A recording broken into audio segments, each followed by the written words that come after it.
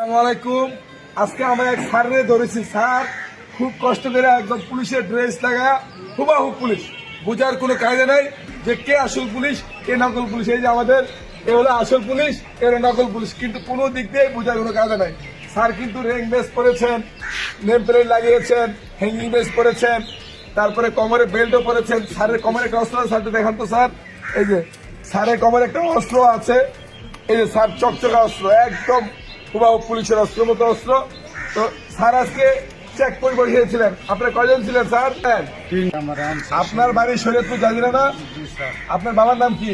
আয়াত মোল্লা। আপনার বাবা আপনার মেম্বার না? আপনার বাবা মেম্বার না?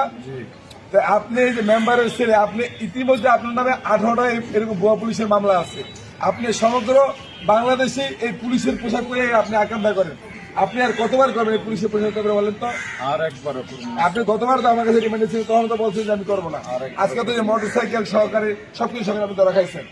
তো যাই হোক, আসলে যে কথাটা বলতেছিলাম সেটা হলো যে পুলিশের পোশাক পরে এই খারাপ প্রকৃতির লোকরা সাধারণ মানুষকে টার্গেট করে চেকপোস্ট বসিয়ে তারা টাকা পয়সা হাতিয়ে নিতে